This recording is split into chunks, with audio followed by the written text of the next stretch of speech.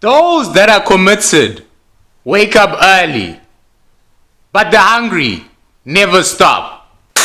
Boom. Okay, we're about to get started. Okay, today we'll be doing number patterns. Okay, so get your book, get your notepad, wherever you're going to be writing. Get that, and get your pen too. You might need a pen to write.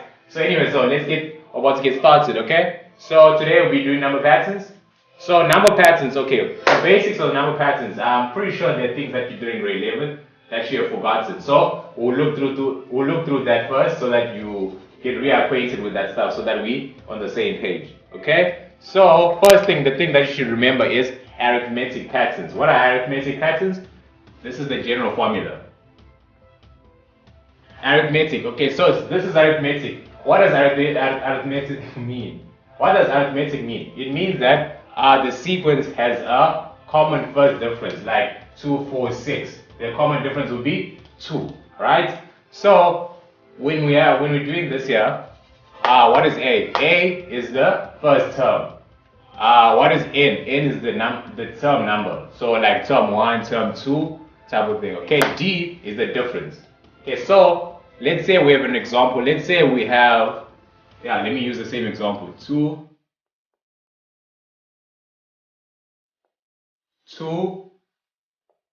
4, 6, like that, right? Okay, so now I want to find the common difference, because the first thing I should be looking for is the common difference. So what is the common difference between the first two? So it's 4 minus 2. 4 minus 2 gives me 2, right?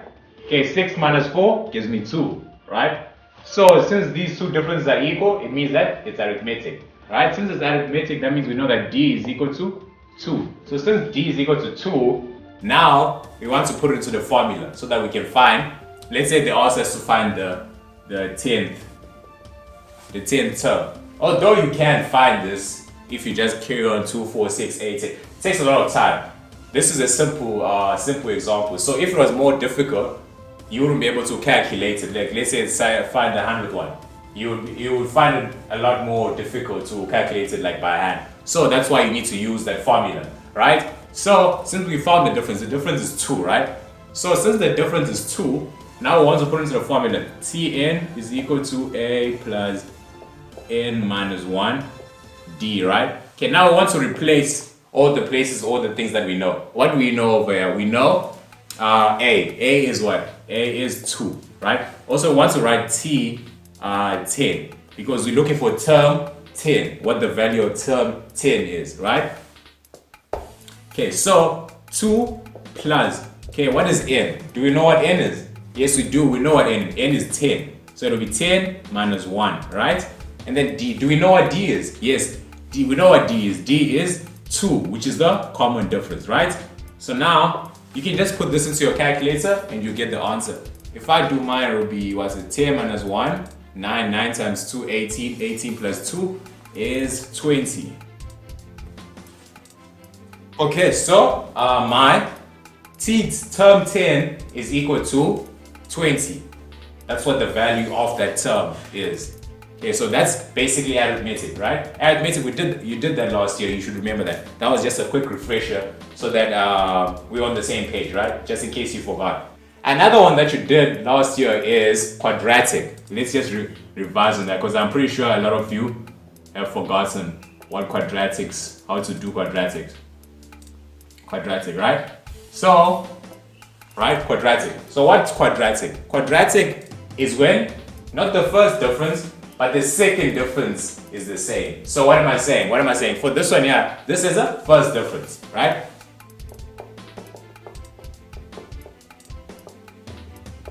First difference, that's first difference. So quadratic has second difference that's equal. If it's a second difference that's equal, that means that it's quadratic. So now let's do an example so that we know what I'm talking about. So let's call this example. We'll call it example 1, 2. Or we can call it example 2. Whatever you want. You can call it whatever example you want. It's not that important. So I'm gonna go with, let's say 2, 5, 12, and 23, right? That's my quadratic. That's the example that I'm gonna be working with, right? So let's again, what do? We want to see if it's arithmetic, because maybe it's arithmetic. Who knows? Okay, so what's the difference between 5 minus 2? It's 3, right? What's 12 minus 5? It's 7. Apply for as many bursaries as you can, no matter how bad or good your marks are. Preferably good, you know. But you should apply for as many bursaries as you can. It will always help you because it increases your chance of getting funding. Because you don't want not to study because you don't know, you can't fund your own studies. Apply to as many bursaries as you can. 23 minus 12 is 11. Right? So the first difference is definitely not equal. But look at it now. If you find the difference between the first difference, let's go a step further. Let's see what happens. If we go like this, right? 7 minus 3, what is that equal to? It's equal to 4. And 11 minus 7, what is that equal to? It's equal to 4. So do you see what I'm talking about? This is first difference. So I'm just gonna call it first, D, and then we call this one. Then we call this one here, second. Okay, right? So first difference, second difference, right? I'm gonna write most of these things I shorthand. I'm pretty sure you understand what I'm talking about, right? So this is second difference. So what does that mean? It means that it's quadratic. If it's quadratic, what does that mean? If something is quadratic, it means that we have second difference that's the same, right? How do we find this, right? How do we find what, let's say I say find the 10th term. Again, okay, let's call it, let's say 12th term, right? So what we do is, I almost forgot to tell you, oh, you should remember this formula here. I should have written it first. Tn is equal to an squared plus bn plus c, right? So that's the formula there, right? What's a? A is the constant term which is equal to half the second difference. So what's a? Is the constant term which is equal to half the second difference. You have to remember that. B is just a constant. N, as we know, is the term number, and C is just a constant, right? So now we know the second difference. So now what do? How do we fill in all these unknowns? Right? So what don't we know? What do we know right now? We know that A is equal to half the second difference. So what does that mean? It means that 2A is equal to 4, the second difference. That's what we got told, right? And also another formula you should remember that I always used to use, which makes it easier to remember the quadratics, is you can also remember it's 3a plus b is equal to the first difference, which is 3. So you just work with the numbers that are at the beginning. And then you say, for the top one, a plus b plus c is equal to 2, which is a.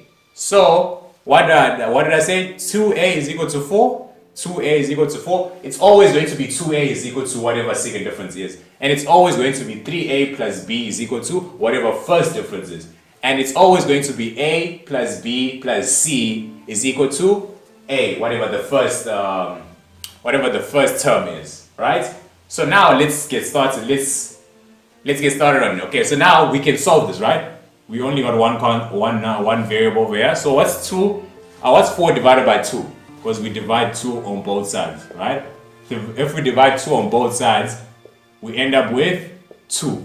So a is equal to 2. We already know what a is now. So now what do? We move on to the next equation, which is this one here, right? And then we substitute the value that we know. What value do we know? The value of a, which is 2. So now we have 3 times 2 plus b is equal to 3. So b is equal to what? If we take this onto the other side, it becomes negative 6, right? So it becomes 3 minus 6, which becomes negative 3. That's what b is equal to. Now a, we know into the third equation, we're working with the third equation now. We know what a is. A is equal to 2 plus, right? What is b equal to? B is equal to negative 3. So we put it in brackets because it's negative.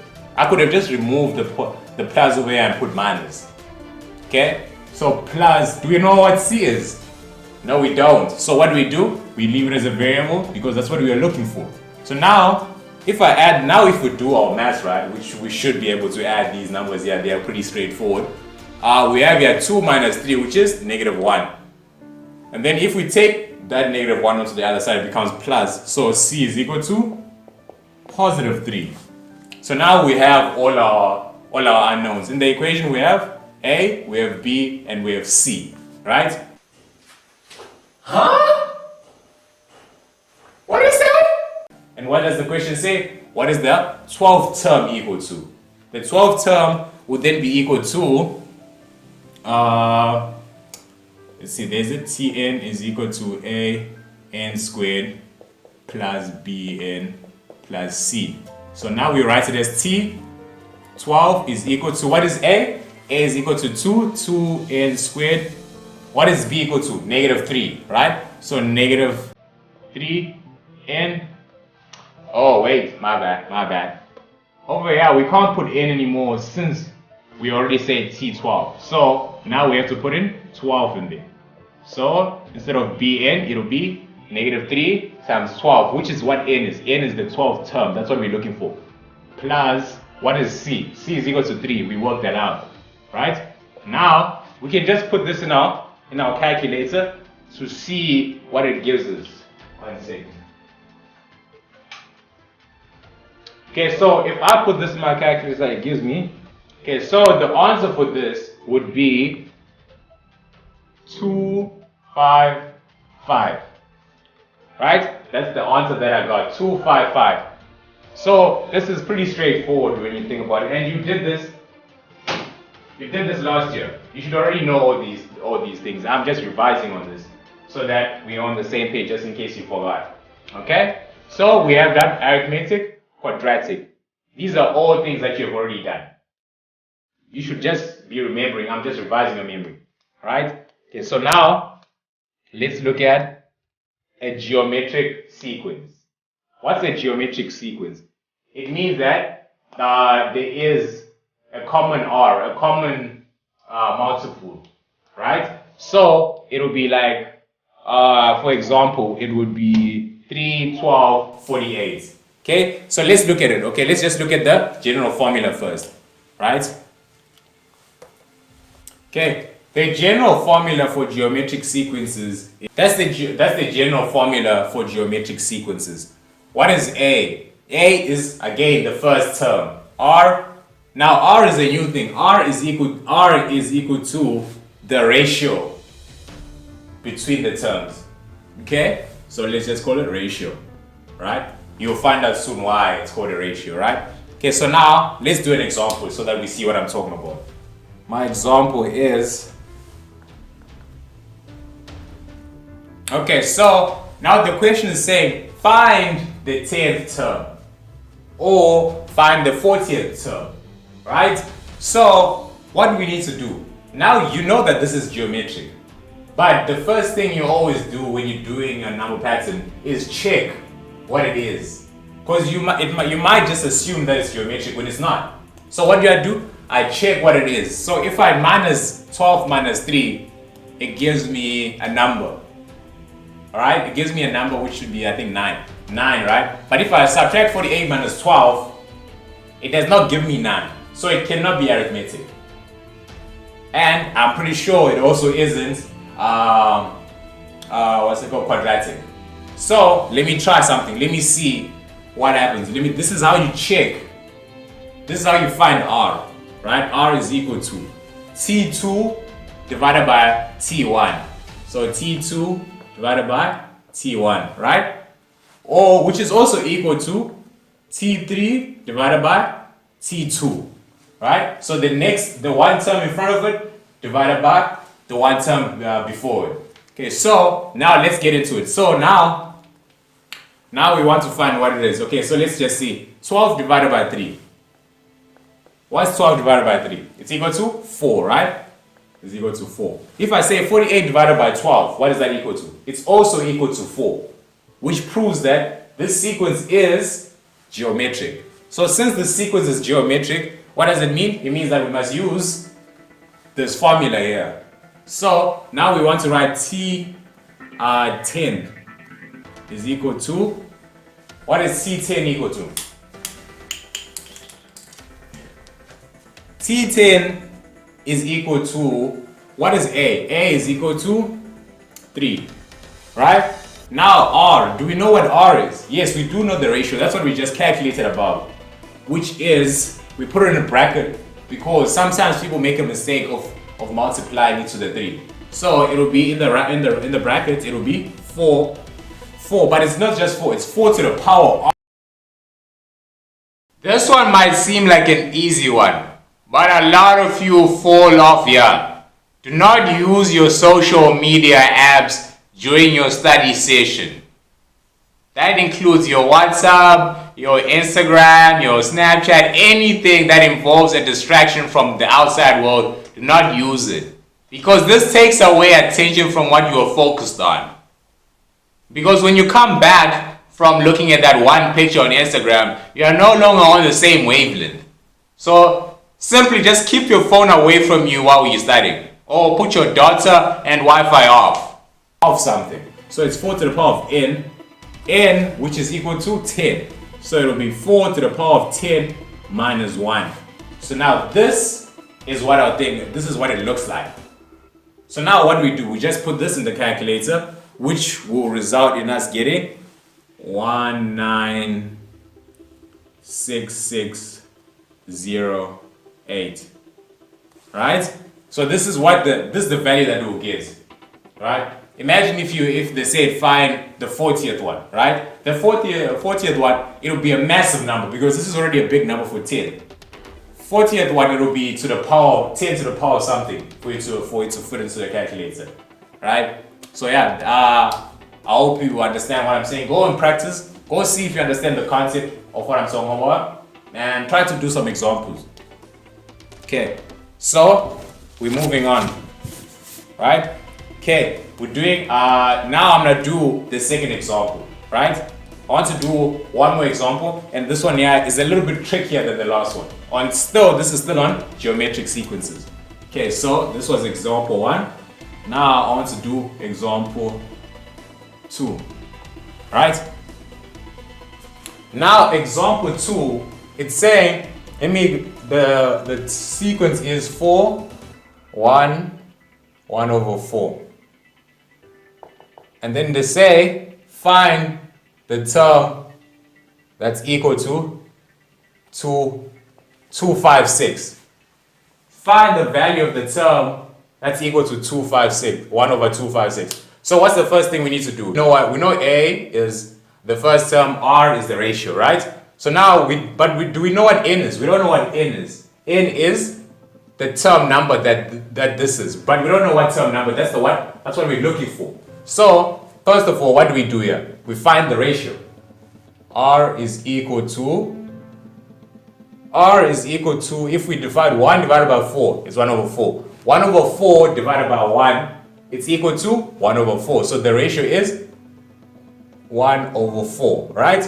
A, we know, is equal to 4. A again, the first term. So now we have R and we have A. So now let's substitute the values that we know into our formula. We know that the term that we are looking for, we're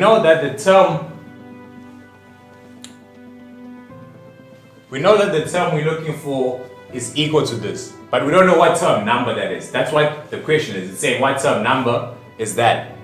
So we know what Tn is. That's what it means. It means that we know what Tn is. So Tn is equal to 1 over 256, which is equal to, what is A? A is equal to 4. What is R?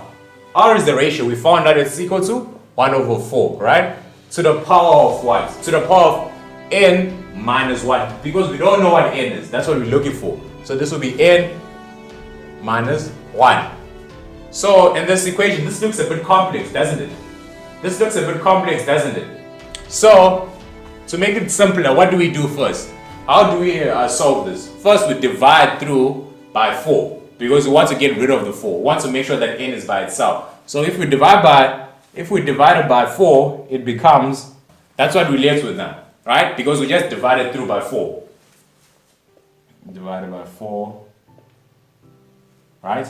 So now how do we move that so that n is at the bottom, is no longer as an exponent? What we do is we use logs. There are other methods that you can use to get this, but I prefer to use logs because you have a calculator, you can use it while you still can. Because when you get to university, you won't be able to use it. But we'll look at that bridge later. So, log. How do I use log? Log, I say log. The base is the log base 1 over 4. Right? Base of what the base of the exponent is. And in the bigger bracket, we say 1, what's on the other side, what it's equal to, which is 1 over 1024, right? Which is equal to n minus 1. Because now we got rid of that base over there. So now the base is here, and it's equal to this. So now we can solve this. Now if we put this in the calculator, what we get is 5 is equal to n minus 1. If you do this, let's say you did it wrong. Let's say you place this